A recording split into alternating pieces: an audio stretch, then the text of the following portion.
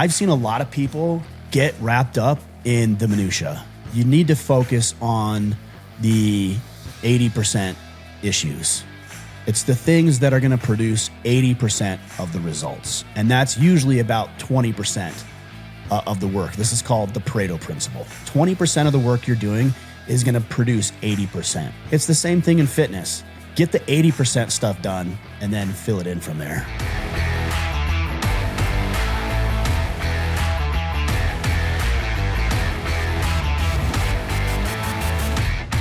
Jay, what's up, man? It's good to have you back on the podcast. You were here a couple of weeks ago, and here we are again doing a Ask Me Anything this time.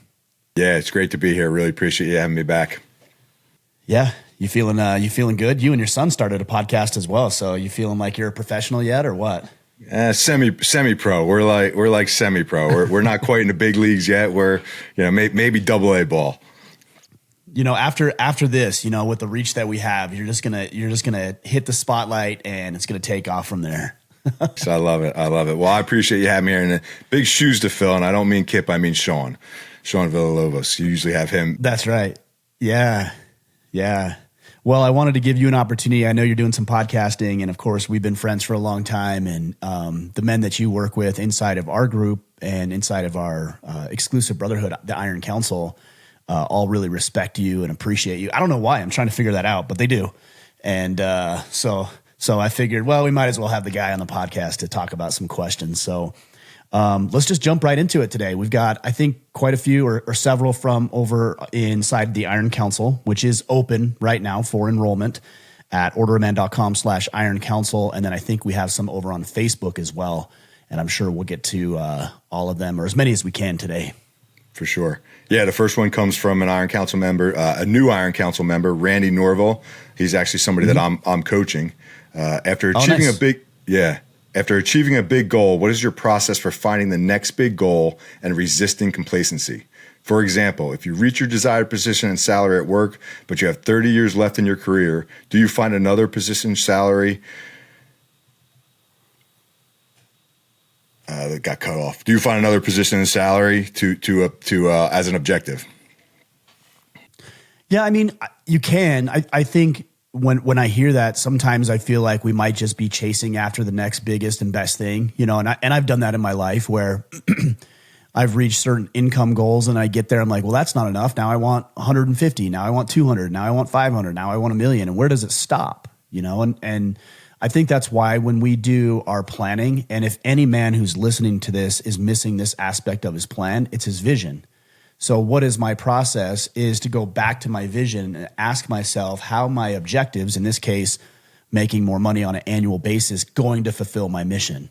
And it might, right? Starting a business might, getting a raise, getting a promotion, paying off some debt. There's a lot of financial objectives that one could have that will move them closer to what they want to accomplish. For example, with me, one of my ideas when it comes to my vision is to be fully present and available for my kids' activities, sports, events, and outings and dances for my daughter. And so I need money to do that. And I need freedom and flexibility in my work. And so I always evaluate what my objectives are based on what my vision is. And my vision evolves over time as well. What was important for me this year might be completely different next year based on both internal desires and external factors.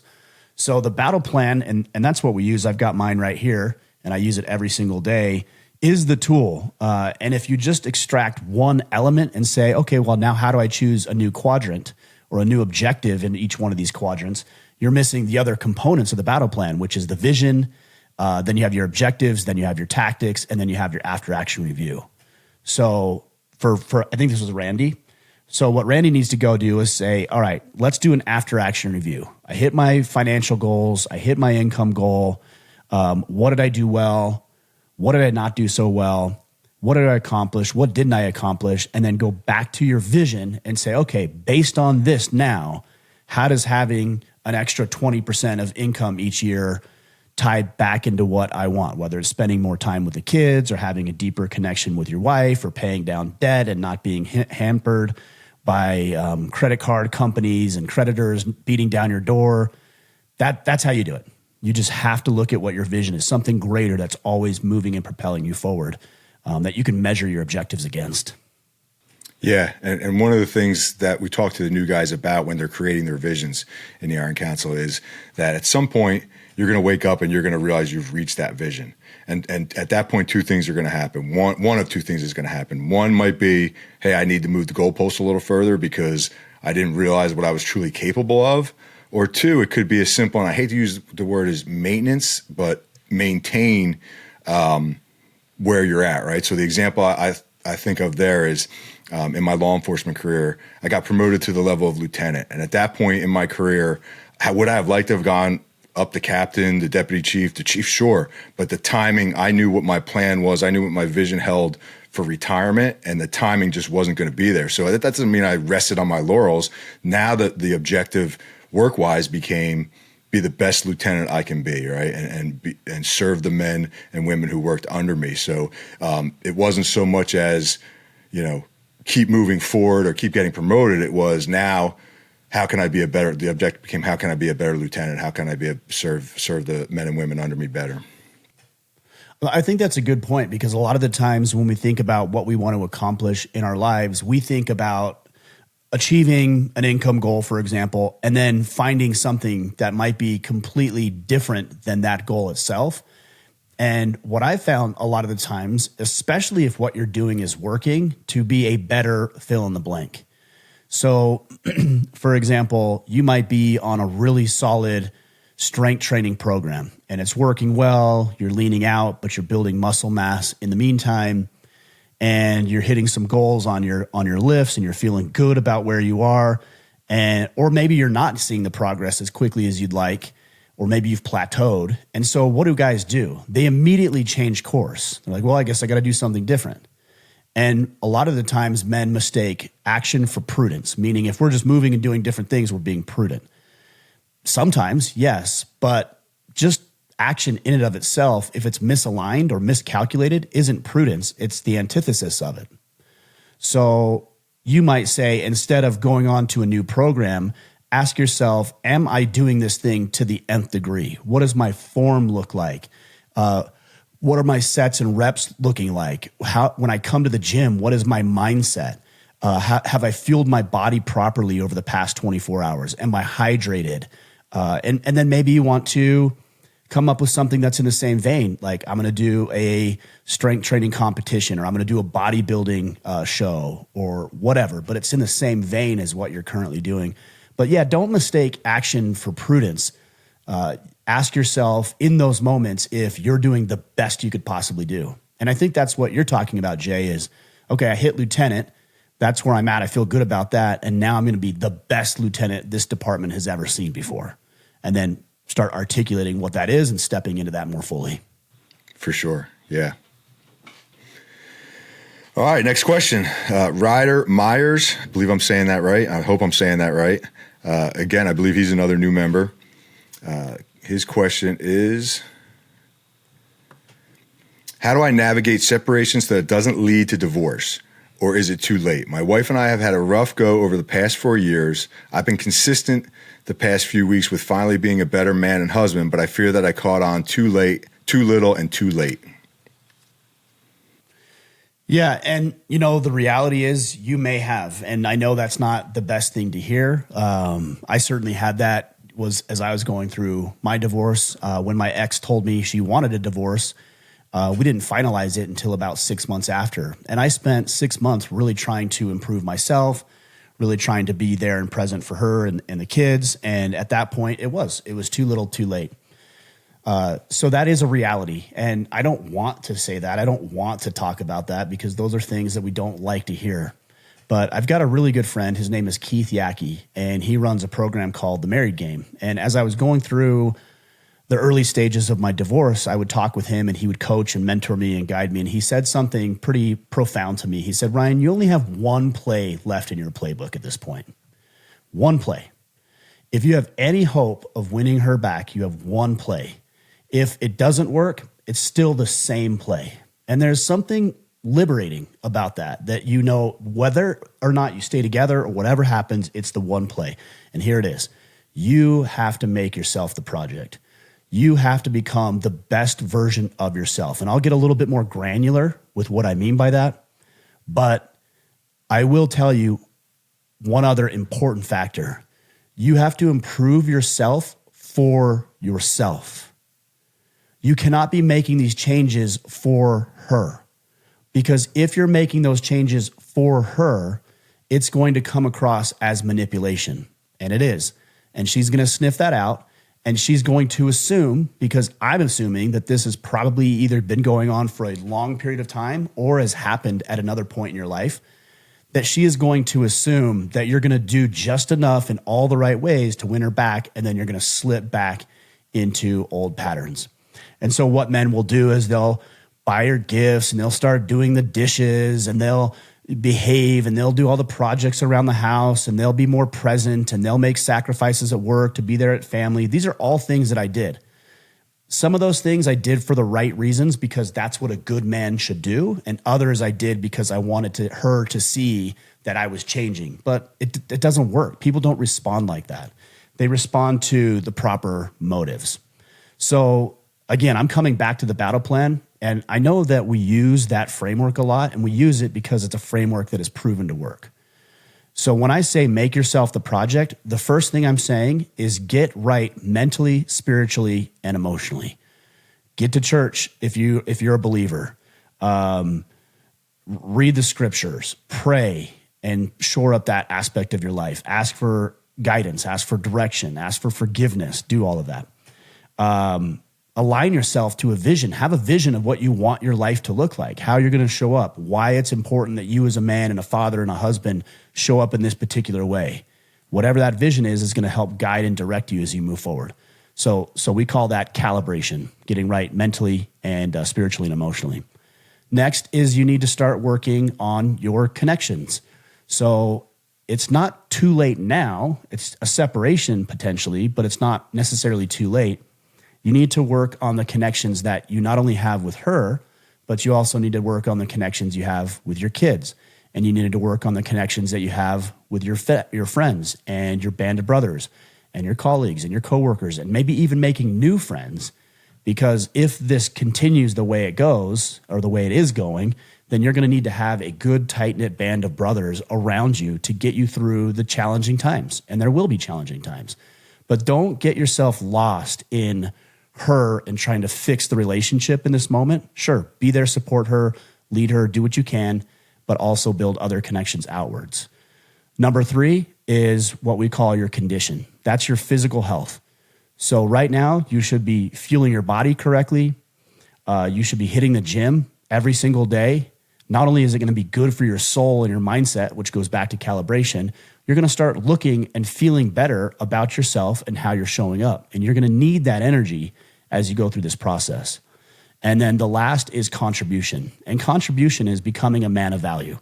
Sometimes we're rewarded for the contributions that we provide in the form of getting paid at work, for example. And sometimes you're not monetarily rewarded. Maybe you're doing service work or volunteer work and giving back to the community. Maybe you're coaching a youth sports team. These are all ways to contribute, but ultimately making yourself more valuable. So maybe there's a new designation that you can pick up for work. Maybe there's a new course that you need to learn and develop a skill set that's going to help you get paid. But whatever you can do to make yourself the project in those 4 realms, regardless of if she responds or not. And that's the key. Because if you only do it if she responds the way that you quote unquote want her to, or she's supposed to, you are probably going to be disappointed, and she's going to sniff that out. She knows you're doing it to manipulate her, and you are, and it's going to fall flat. So figure out what kind of man you want to be, because that's the man you want to be. Whether or not you win her back or not, that's the kind of guy you want to be. And look, I feel for you. I've been there. And Jay, everybody has had challenges in our relationships, whether it's led to divorce or not. We've all had those challenges. So I definitely feel where you're at. It's dark, it's devastating. But working on yourself, making yourself the project, and focusing on those 4 realms is the only play you have left, and doing it for the right reason. Yeah. And I mean, in the end, that's the only thing you truly control, right? Is yourself and how you respond to things.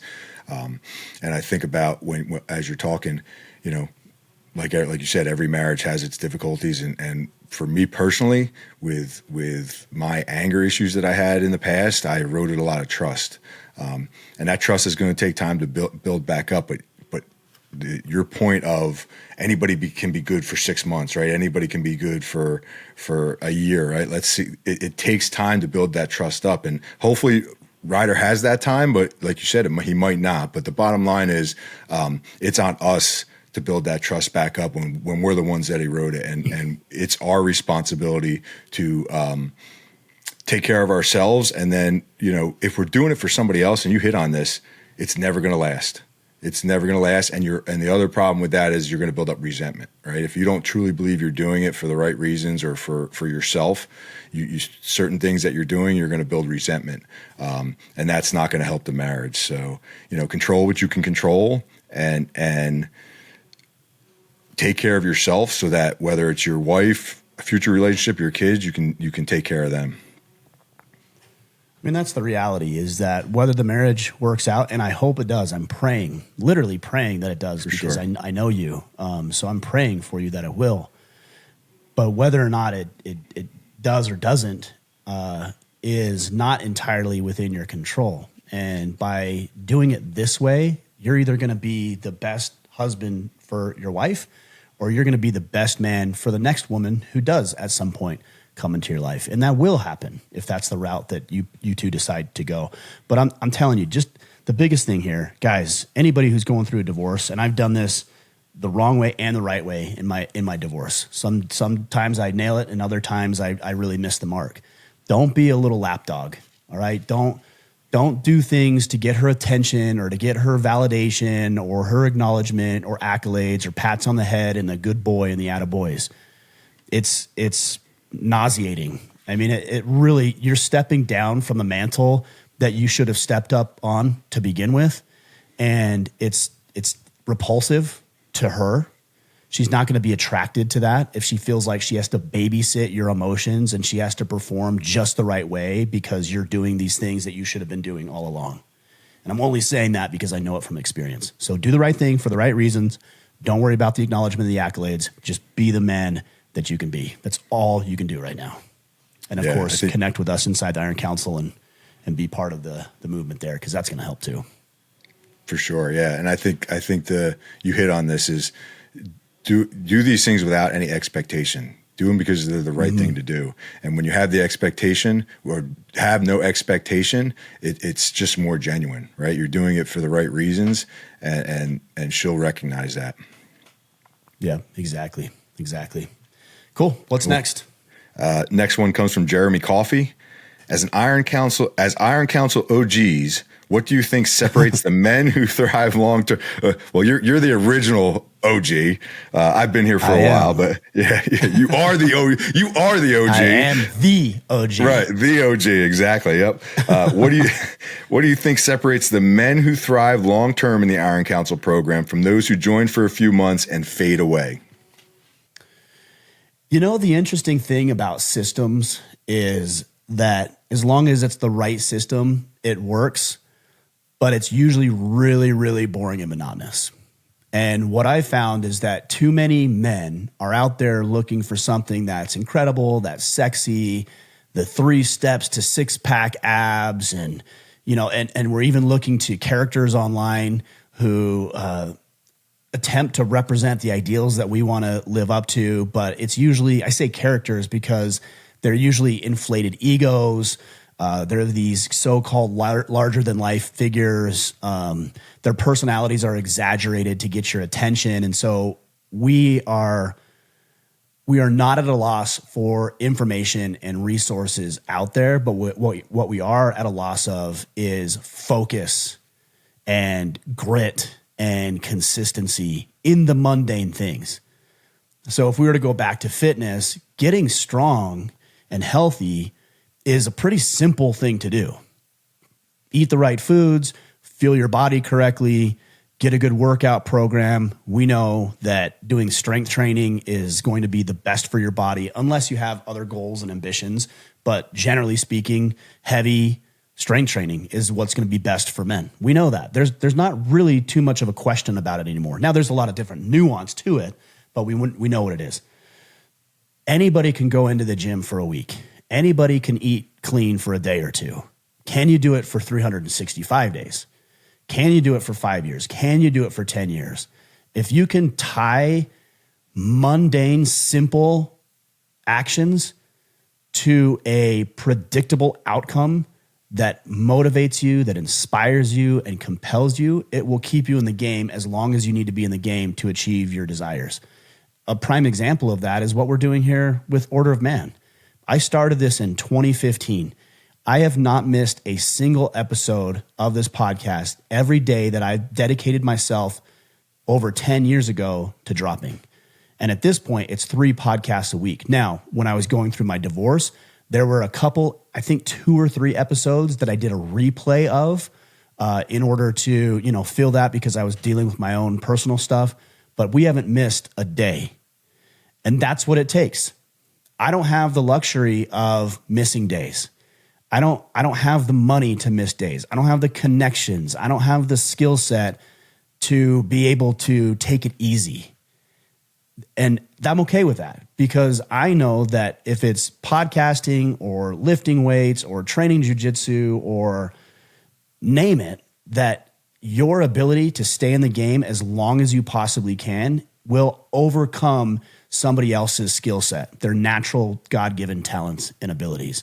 I just saw a quote from Alex Hermosi. He said something along the lines of business not really being a matter of who can do it best, but who can stay in the game the longest. Because the longer you can stay in, as long as you're deliberate about it, the better you're going to get.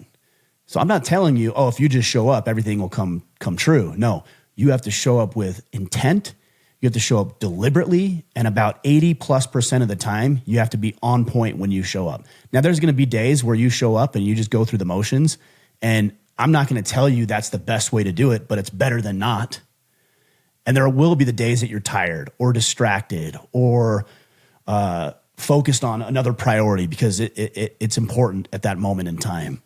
But just show up consistently, relentlessly, and find ways not to get bored. That's, I think, what a lot of guys coming to the Iron Council, either A, they don't get started because it's different, it's hard, it's uncomfortable, or B, they do it for a little while. Here's a funny one. They do it for a little while, they see the results, and then they leave the Iron Council because they get what they want, and they leave, which I understand, but then they start slipping. And things start falling through the cracks and the relationships start to break down a little bit and the business fractures a little bit. And they're like, what changed? Oh, light bulb moment. I got to get back into the Iron Council because it's the things that you do consistently that help you win. Right. And we see that a lot, right, guys, returning members. And that's the story. And you said it twice, at least twice in that is consistency. So consistency is the key, right? When the guys who fade away aren't doing the work for one reason or another, right? They don't get started. I think some people don't realize how much work it takes and they want that quick pill. And I think that some people, like you said, do the work. They think they have it all figured out and then they leave. I think back to the first main event. I can't remember his last name, but his first name was Josh and he was a longtime member and, but he had left before I joined, but he had left and he told the story at the main event that, he same kind of deal, thought he had it all figured out. And about 6 months, I forget exactly the time, his wife came to him and said, hey, something's different about you. What's going on? And he hadn't told his wife that he left the Iron Council. And he said to his wife, and he said to his wife, well, I left the Iron Council. And she's like, sign back up today. Right. And then he signed back up. Right. So listen, our significant others see it. Right. And it's about doing the work. When we don't do the work, whether it's we're not willing to or we don't have a clear enough and compelling vision. Right. That's one of the things that I talk about to the new guys is you have to make your vision so clear and compelling and that on those days where you don't feel like showing up, you can visit that vision and it'll motivate you to do the work. Yeah, I agree. And let's break this down just a little bit more because it is easy to say, just be consistent. And everybody knows that. But that begs the question, what does it take to be consistent? Because there's days that all of us aren't interested in showing up. So what keeps a person in it versus another person who will drop out? And I've got 4 things here, and I'm sure there's a lot more, but these 4 have seemed to help me. So number 1, to go back to what you just said, is having a vision, having a why, having real clarity about why you're doing what you're doing, and then tying it to the results that you're seeing. So with this gentleman that you're talking about, why is he in the Iron Council? Maybe it is to improve his relationship. Maybe it is to improve his attitude or the way that he shows up, or to draw closer to God, or to get fit, or overcome a divorce like we're talking about. That's good. You should know that. You should know why you're doing the things that you're doing. I've seen so many guys, and I've done this as well, where we'll follow people on social media and then we start doing all the things they're doing because, I don't know, isn't that what you're supposed to do? Maybe, but maybe not.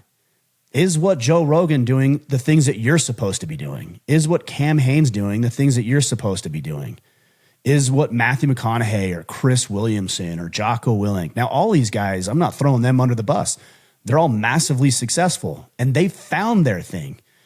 But their thing might not be your thing. So be careful of falling into that trap where you have to do all the things the other people do. Only do it if it ties into what you're doing, because that's what's going to keep you in it. So that's number 1. Number 2, I think you have to have reasonable and realistic expectations of what it takes to achieve. I talk with so many men who expect the result with way less effort than required and way faster than they'll experience. And if you set yourself up like that, you are setting yourself up. Because if you don't achieve your goals in that shortened time frame, then you're going to think you're doing it wrong and you're going to throw in the towel. And this is where coaching and mentorship comes into play, because a coach and a mentor is going to tell you exactly what it's going to take, because they've already done it. They're going to tell you how much effort you need to put in. They're going to tell you how long it's going to take. They're going to tell you what you need to do and how dedicated you need to be towards the thing. And they're going to set realistic expectations so you're not playing mind games with yourself. Because look, if I thought I was going to do a thing in 3 months, but actually it's going to take me 9 months, at the 3-month mark, if that's really what I thought and I'm not there yet, I'm much more likely to throw in the towel. So have reasonable and realistic expectations. Next is calendaring. You have to live and die by the calendar. You have to. We're too busy to wing it. So I use Google Calendars. It's nothing special. It's nothing fancy. There's no course I have on how to manage my schedule. I just create different calendars. I can go through right here and tell you what they are. I have my personal calendar. I have my work calendar. I have my kids' sports calendar. I have a calendar for when the kids are with me, because sometimes that gets changed. I have a podcast interview calendar. And then I have a calendar for my girlfriend and I, so we can coordinate schedules and figure out what we're doing and be on the same page. And they all display on one calendar. I can see they're different colors and it's all right there. And then that way I can plug in different activities that now become non-negotiables. So if you're in the Iron Council, it might be your team meeting or a Friday call. If it's working out, maybe working out at 5:30 or 6 a.m. works out for you, or maybe it's 5:30, 6 p.m. at night. But whatever it is, you're living and dying by the calendar. And the last thing that I'll say is you just have to etch this phrase into your psyche, into your DNA. And that is, do it anyway. Because there will be days where you don't want to do it. There will be days where you have every excuse not to. There will be days where you don't feel motivated or excited or compelled, or you're distracted with something else that might even be a priority. And the mindset of do it anyways is what's going to get you to that hurdle. And I found that when I show up and I do it anyways, it usually doesn't take long to get into the routine of things and get back on track and pace. But if I stop, it's way harder to pick up momentum. I mean, this is a physics lesson. An object in motion stays in motion. An object at rest stays at rest unless acted upon by an equal and greater force. So if you stop, it's going to take you a lot more effort and energy to start back up. That's just basic physics. Yeah, our mutual friend, Zach Edmund, always talks about that when it comes to the gym. On the days you don't feel like it, just go out and get 5 minutes in. 5 minutes is always going to turn into a full workout, right? It's never, because once you get going, you're going to feel motivated. And Totally agree with that. And then, love the calendars. I'm not as high tech as you. I still have, I have a cork board right in front of me here with a paper calendar where I write everything in, and I use this planner to plan my day out, to time block my day. So I'm not as high tech as you, but I think having some system to manage your time is huge. And you talked about managing your expectations too, and I think that's huge. I think we see this with new guys with their vision, or not so much their vision, because we want them to go, think big for their visions, but with their battle plans, when they choose an objective and a tactic, one, they have before we really let them know, hey, we want one daily tactic that's going to move the needle the most. What's the one thing? Guys will come in with their first draft of their battle plan, new guys, and they'll have 7-8 tactics. And at each quadrant, it's like, hey, can you really get that much done in one day? You're setting yourself up for failure, right? Let's pick that one thing, right? Let's pick that one thing that we know is going to move the needle the most. And when we set those expectations and we push ourselves, but we're realistic. And then, we talk about this a lot in the Iron Council, celebrate the small wins along the way. That builds the momentum and that consistency that we talked about.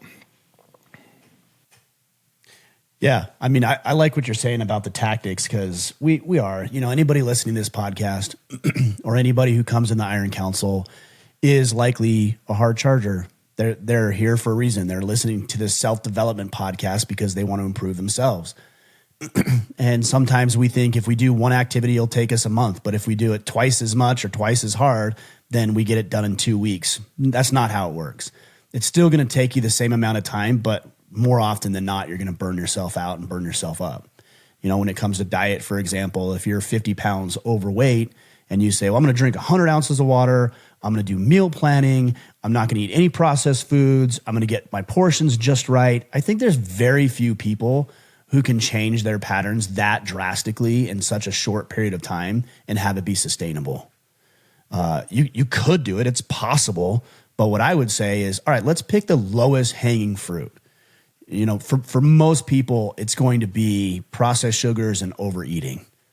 And so pick one of those things for the next 90 days, and let's see if you can do that. Let's see if you can just do that. And that proves to be difficult for people too. And if you can do that, then cool. We locked it in as a habit. Now let's add something else to it. So maybe you cut out processed sugars for 90 days, and then maybe next quarter it's, hey, I'm going to increase my water intake to improve my hydration. And then third quarter is I'm going to start moving into meal prep. And then fourth quarter, I'm going to do my first bodybuilding competition. So we have a theme that we're working on for the year, but we're looking at it from a 90-day perspective, 90 days at a time. Yeah, we did that when I owned the gym.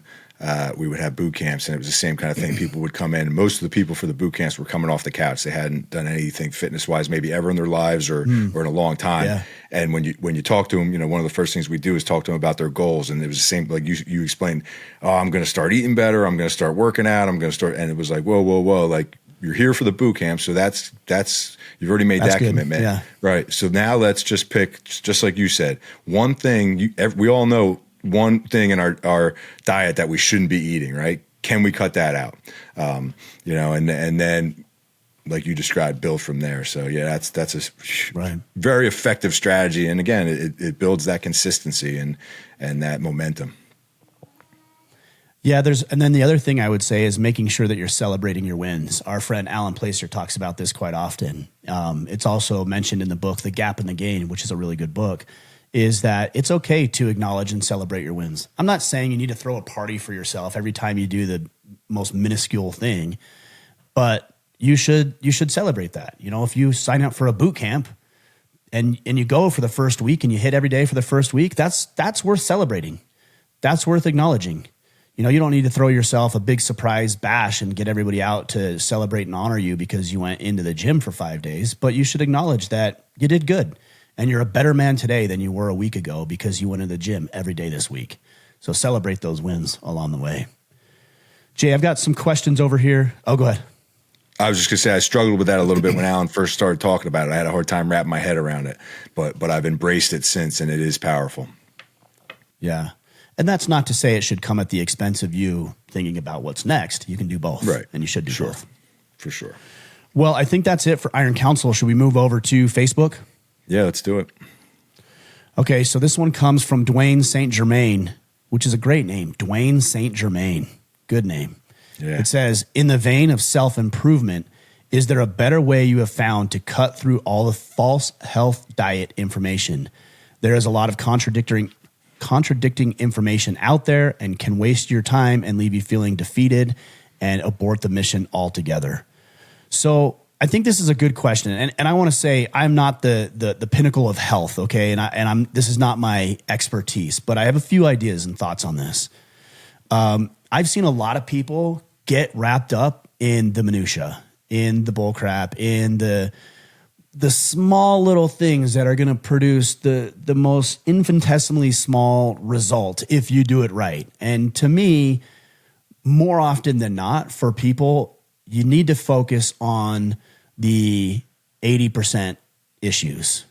It's the things that are going to produce 80% of the results. And that's usually about 20% of the work. This is called the Pareto principle. 20% of the work you're doing is going to produce 80%. Or said another way, 20% of the people in an organization are going to produce 80% of the results. It's such a principle that it applies broadly. So when it comes to dieting, health information, what I think would be good for most people is to look at what's a theme amongst all the people that you follow. And you're going to find those themes. And so one theme might be portion size. Another theme might be water intake. Another theme might be how much protein you should eat, right? We all hear about one gram of protein per desired body weight. So 200 grams of protein if you want to weigh 200 pounds, if that's your ideal weight. Eat vegetable, eat fruit. Like we know these are the 80% issues. There's no real guesswork about this. So that's what you should focus on. And unless you're getting 90 to 100% of that right, I don't really feel like you should really worry too much about other fringe ideas that are being tested or that these biohackers do. Now, there are some people, my girlfriend actually happens to be one of them, who loves this stuff. Like this is her world. She gets excited about diving into different peptides and, different food that is a little non-conventional that creates different results in your body. And so for her and other people like that, that's exciting to her. But for most people, if it's not exciting to you, then just focus on the 80% result stuff and don't really worry about too much else until you're dialing that in at 100%. It's the same thing in fitness. Do deadlifts, maybe squats, bench press, pull-ups, and maybe some overhead press. That's your 5 or 6 movements. That should consist of about 80% of your workout. And then you can throw in leg curls, leg extension, bicep curls, reverse bicep curls, shoulder shrugs, all this other flies, incline bench, decline bench, dumbbell bench. Get the 80% stuff done and then fill it in from there. Yeah, I mean, I don't have much to add to that other than say the basics will win almost every time, right? And I think intuitively when it comes to diet, we all know what the basics are. And then until you're taking those steps, there's really no need to explore these in-depth, detailed nutrition plans or diets. It's get the basics down. And for the most part, if you get the basics down, you'll probably reach your goals. I think that one thing that happens is when you start to get too deep into this is you begin to get paralyzed, right? It's the paralysis by analysis syndrome. And I think a lot of the times we do it. I'm not sure how conscious it is that we do it for this reason, but I think a lot of the times what happens is that we can justify to ourselves that we're moving the needle because we're doing stuff. And again, I already said, never mistake action for prudence. So researching about the thing is not doing the thing. Planning to do the thing is not doing the thing. Thinking about doing the thing is not doing the thing. Talking with your friends about all the stuff you're going to do is not doing the thing. Doing the thing is doing the thing. And everything else could potentially become a distraction. So, and I think my hypothesis is that people do it deliberately. And I don't know if they do it consciously or subconsciously or to what degree, but if it's complicated, then you have an excuse, right? So if you're overweight and it's complicated, then it's like, well, there's nothing I can do. Like you have to have a engineering degree to be able to lose weight. So don't get distracted and bogged down with the nonsense, and don't allow yourself to become paralyzed because you're worried about some minute detail that really doesn't matter in the grand scheme of things. Because I do think that's the case a lot of times. I've been guilty of, not the overcomplicating so I have an excuse, I've been guilty of fooling myself that I'm doing the work, right? I think of reading books, and I'm an avid reader, and I read a lot of self-development books, and for years, any self-development book I saw, I'd have to grab it and read it, and really I was just fooling myself into doing the work. And now in the last couple of years, I boiled it down to there's a small handful of books that I'm going to reread every year, because they're the ones that have been the most powerful in making changes in my life and putting stuff into action, right? Because I have books that I read that I never took action on, or couldn't tell you a thing about them that I learned from them. But, I was guilty of fooling myself that I was doing the work. Yeah. I mean, I used to do this where the amount of books you read was a badge of honor, right? So if I read 100 books this year, I'm better than the guy who read 50 books. And he's better than the guy who read 10 books. And he's better than the guy that just read one book. But what if the guy who read one book implemented everything to the nth degree and produced 100 times the results that the guy who read 100 books did, because he didn't do anything because he was too busy reading to go out and live his life? Now, I'm not saying you shouldn't read books, but you should be pretty deliberate about what you read. If you're trying to develop a skill set at work, read a book on that. If you're trying to work on relaxing and unwinding at the end of the day, probably a self-development book isn't what you should read. Maybe you should read an interesting thriller. We just had, as of the release of this podcast, just yesterday, I released my podcast with Jack Carr and his newest book, Cry Havoc. So maybe that's a book you should read. Or if you're trying to bolster up your relationship, like some of our guests or the guys who have asked questions today, then read a book on relationships.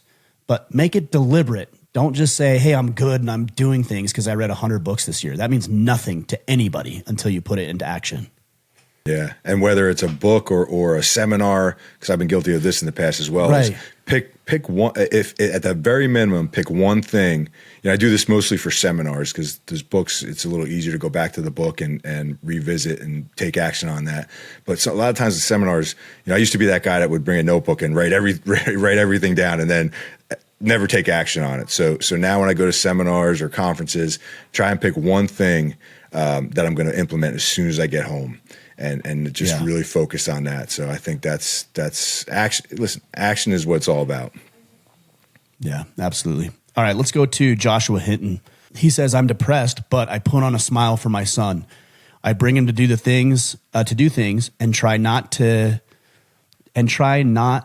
not let him see the side of me that is bringing me down every day. When he's not around, the sad side comes out. How do I learn to love myself and become a happier version about life? Nothing seems to matter anymore except him. Well, I mean, that's motivation right there. And I hope it is. I hope that having your son, it sounds like it is, that having your son in your life is motivation for you to keep going on. But I'm not going to say that's not enough. I don't know. I don't know if it is. It doesn't sound like it is at this point in your life. And so I would ask, have you done the battle plan?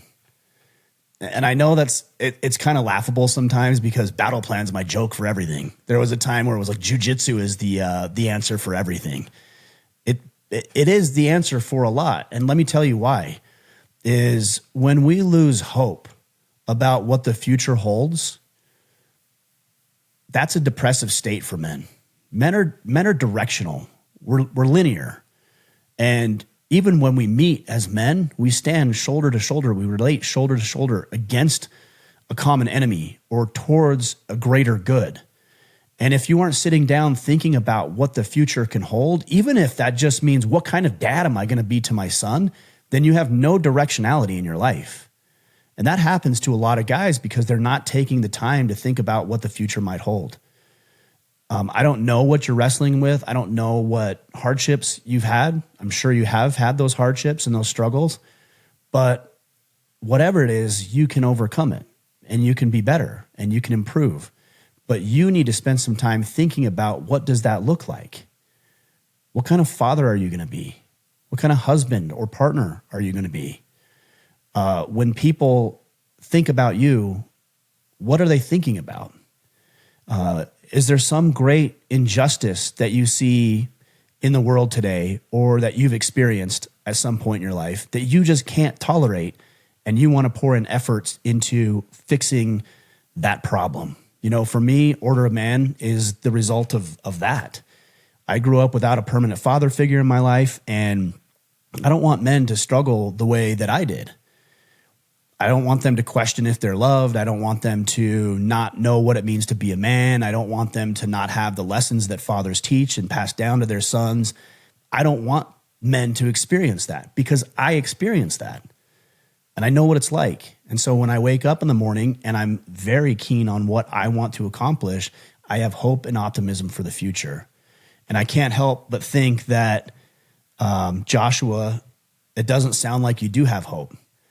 And that's okay today, but it's not okay tomorrow. You need to figure out something that's going to bring you some hope. And by the way, when you start working towards those things, that's when you're going to develop confidence. And when you have confidence, you begin to love yourself, because you see that you are a new version of yourself.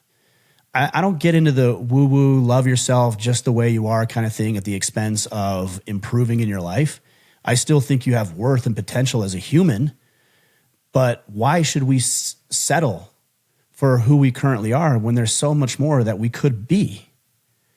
If you want to love yourself, the best thing that you can do is have a vision, have some objectives that line up with that vision, and then get to work. If you don't love yourself because you're overweight, I don't know if that's the case, but let's say hypothetically that's part of it, then the only way to begin to love yourself is to go into the gym and train. If you don't love yourself because of past mistakes that you've made in previous relationships, the only way to fix that is by apologizing and making amends where you can, where it's possible, and letting the rest go, and then being a new version for the next relationship that you're going to be in. The whole thing about just love yourself, you should just love yourself. That's not how it works. I wish it were. I wish I could just say today, I want to love myself more. And we can make some of those decisions, but you know what you do if you love something? You invest in it. You cherish it.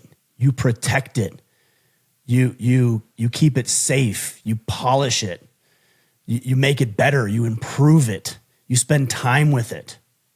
So if you want to love yourself, invest in yourself, polish it, refine it, make it better, modify it, improve it, cherish it, treat it right, and you will love it more. Yeah.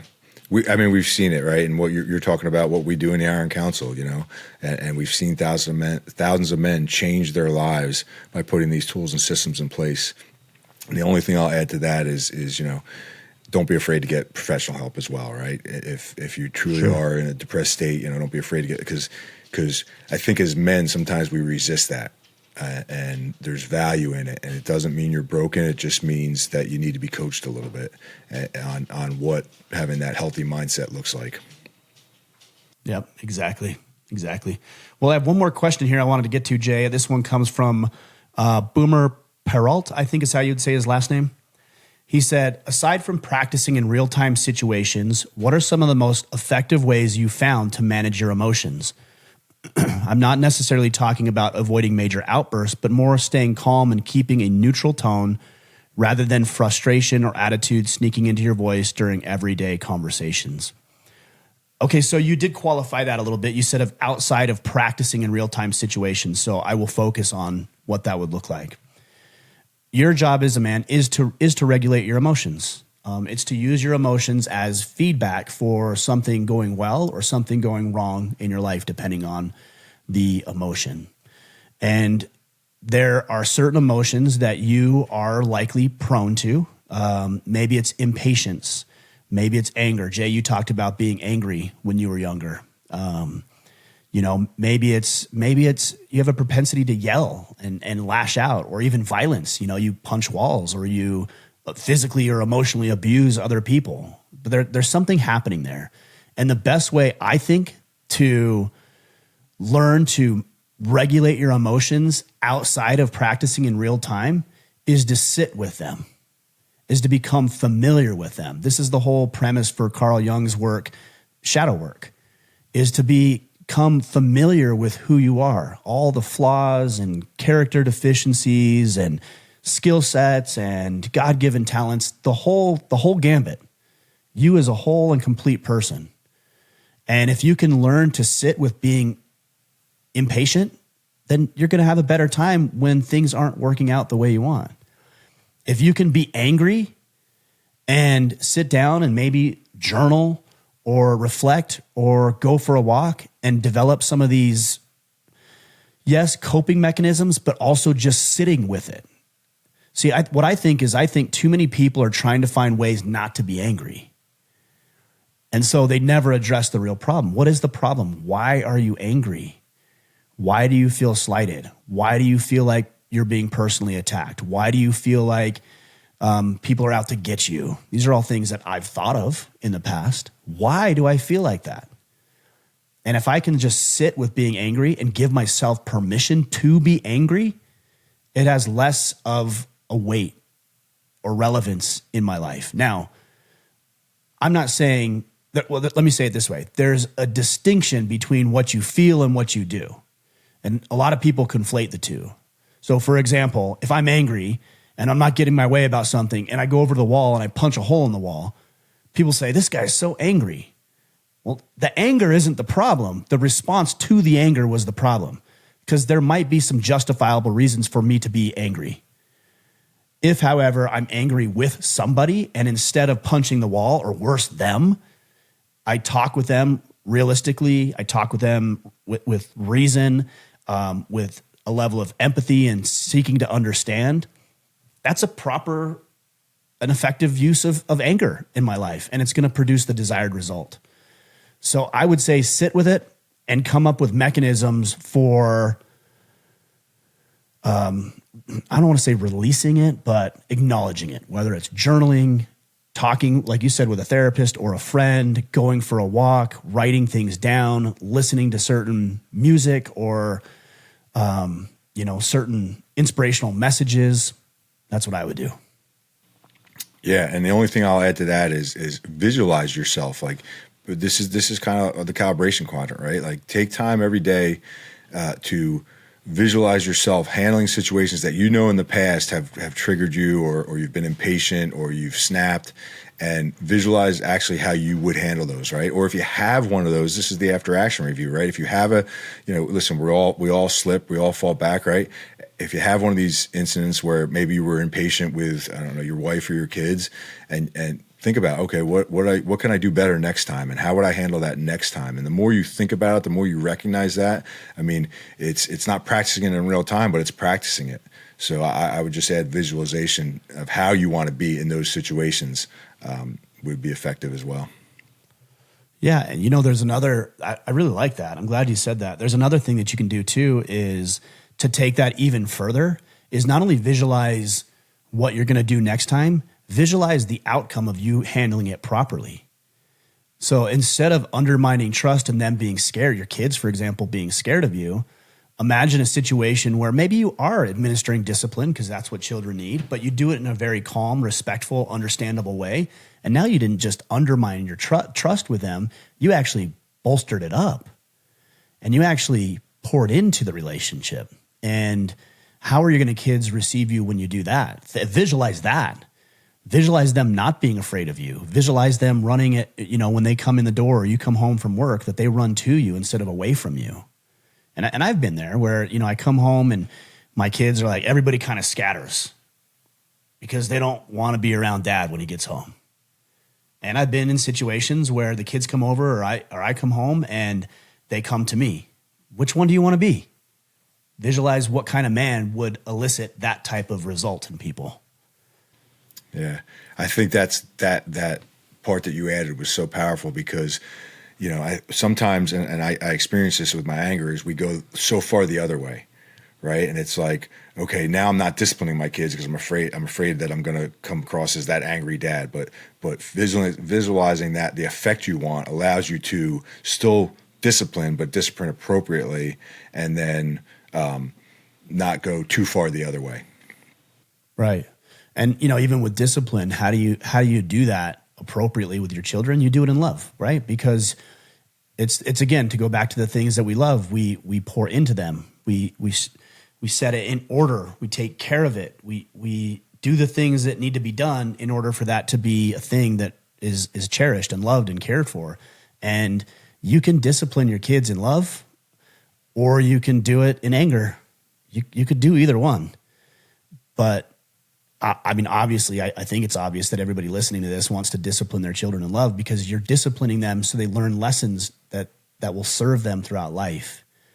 And I think if you come at it with that motive of, hey, I love this person, and you explain to them, hey, I love you, I care about you, and when I see you do these things, I know it's not going to serve you long run. You may not fully understand it now, but I've been alive for 35 more years than you. So have some faith and have some trust that I've been through what you've been through, and I've done it over and over and over again. And I need you to learn the lesson so that your life is better than mine was, because I didn't learn that lesson initially.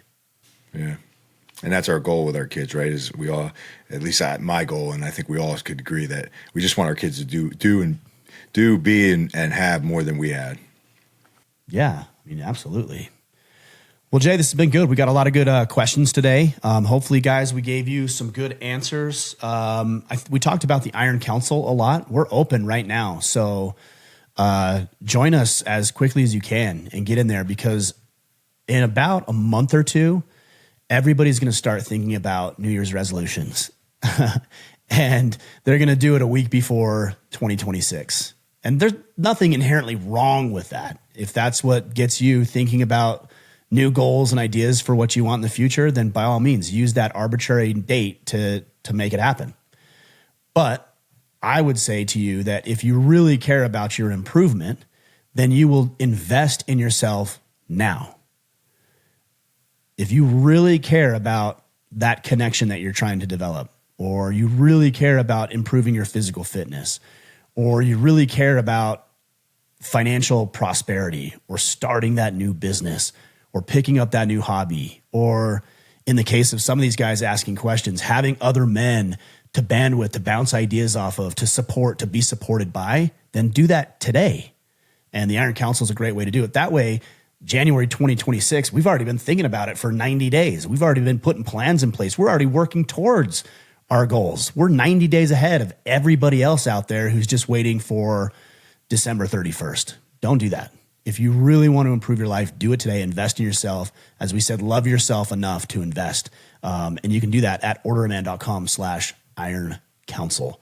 Hopefully we'll see you guys there. We've had about 80, just under 80 guys sign up here in the last little bit. So we are growing and moving, and I'm very excited about the prospects of what we're going to do in this last quarter of 2025. Jay, anything you want to add? No, just to echo what you just said, the best time to start was yesterday. The next best time is today. Right. That's right. Well, guys, I appreciate you all. Jay, I appreciate you being on this podcast, and I'm sure we'll have you back as Kip is sick and he's distracted with other I don't even know what he's doing. I think he's traveling with his family, so we'll give him a pass on this one. For sure. Family first, right? Family first. Well, I appreciate you having me on. It's always a pleasure. Of course, yeah, and I appreciate everybody else. Guys, right now, we'll be back on Friday for our Friday field notes, but until then, go out there, take action, and become the man you are meant to be.